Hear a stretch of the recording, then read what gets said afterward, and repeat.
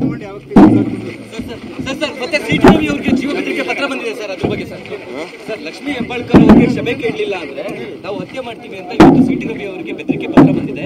ಚಿಕ್ಕಮಗಳೂರಿನ bus city ರವಿದು ದೊಡ್ಡ drama master ಆಗ್ಬಿಟ್ಟಿದ್ದಾರೆ.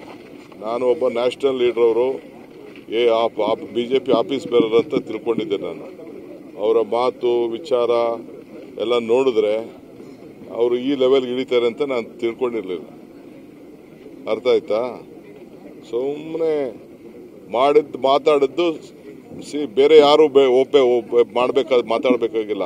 Conscious ಇದೆಯಲ್ಲ, ಆತ್ಮಸಾಕ್ಷಿ. ಅವ್ರ ಪಾರ್ಟಿ ಲೀಡರ್ಗಳೇ ನನ್ನ ಹತ್ರ 100 ಜನ ಹೇಳಿದ್ದಾರೆ ಮಾತಾಡಬಾರ್ದಾಯ್ತು. ಅಲ್ಲೇ ನಾನು ಮಾತಾಡಿದ ತಪ್ಪಾಗೋಯ್ತು, ಹತ್ತಾಶ್ಚರ್ಯದಿಂದ ಮಾತಾಡಿದ್ದೀನಿ, ಕ್ಷಮೆ ಕೇಳಿದ್ದೀನಿ ಅಂತ ಹೇಳಿದೆ.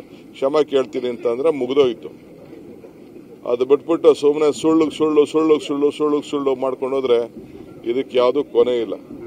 ಅವೆಲ್ಲ ಸುಮ್ಮನೆ ಸುಳ್ಳು ಎಲ್ಲ ಇದೆಯಲ್ಲ. ಅವ್ರ ಹತ್ರ ಏನಾದ್ರು ತನಿಖೆ ತಂಡಗಳಲ್ಲಿದೆಯಲ್ಲ, ತನಿಖೆ ತಂಡ ಏನು ಬೇಕಾದ್ರೂ ಮಾಡಿಸ್ಕೊಳ್ಳಿ, ಯಾರು ಬೇಡ ಅಂತ ಹೇಳ್ತಾರೆ. ಯಾವ್ದು ಬಂದೂಕದ ವಿಚಾರ ಮಾತಾಡ್ತಾ ಇದ್ದಾರೆ. ನಿನ್ನೆ ಅದೇನೋ ನಾನು ನೋಡಿದೆ.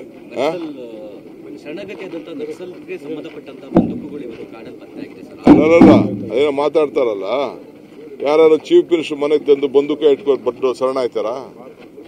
ಪೊಲೀಸು ತಂದೆ ಇವರೇ ಸರ್ಕಾರ ನಡೆಸಿದ್ದಾರೆ, ಇವರೇ ಇದೆ. ಏನಿದೆಯೋ ಇಲ್ಲೋ ಅದು ನಾನೀಗ ಚರ್ಚೆ ಮಾಡಕ್ ಹೋಗುದಿಲ್ಲ. ಒಬ್ಬ ಮುಖ್ಯಮಂತ್ರಿನ ಭೇಟಿ ಮಾಡಕ್ ಬಂದಾಗ ಎಲ್ಲ ಹಿಡ್ಕೊಂಡು ಬರ್ತಾರ.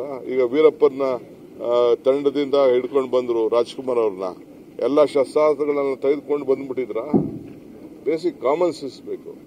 ಪೊಲೀಸ್ ಇದೆ, ಅದಕ್ಕೆ ಅಡ್ಮಿನಿಸ್ಟ್ರೇಷನ್ ಇದೆ. ಅವ್ರ ಡ್ಯೂಟಿ ಏನ್ ಮಾಡಬೇಕು, ಗೌಪ್ಯ ಯಾವ ರೀತಿ ಕಾಪಾಡಬೇಕು ಅದನ್ನ ಆ ಡ್ಯೂಟಿ ಅವ್ರು ಮಾಡ್ತಾರೆ. We should not interfere. ನಮಗೆ ಸಂತೋಷ ಪಡಬೇಕು. ನಮ್ಮ ಜಿಲ್ಲೆಯಲ್ಲಿ, ನಮ್ಮ ರಾಜ್ಯದಲ್ಲಿ ನಕ್ಸಲ್ನ ದೂರ ಮಾಡಿದ್ದಾರೆ, ಸರೆಂಡರ್ ಮಾಡಿಸಿದ್ದಾರೆ, ರಿಕ್ವೆಸ್ಟ್ ಮಾಡಿದ್ದಾರೆ ಅಂತೇಳಿ ಮಾತಾಡಬೇಕು. ಬರೀ ಮೊಸರಲ್ಲಿ ಕಲ್ಲು ಹುಡುಕುವಂತ ಕೆಲಸನೇ ಆಯ್ತೆ ಹೊರತು ಅಭಿವೃದ್ಧಿ ಕೆಲಸ ಅಲ್ಲ. ಆ ಎಲೆಕ್ಷನ್ ಆಯ್ತು, ಎಲೆಕ್ಷನ್ ಬಂದಾಗ ಎಲೆಕ್ಷನ್ ಮಾಡೋಣ. ಈಗ ರಾಜ್ಯ ದೇಶ ಉಳಿಯೋಕೆ ಎಷ್ಟು ಬೇಕೋ ಅಷ್ಟು ಕೆಲಸ ಮಾಡೋಣ.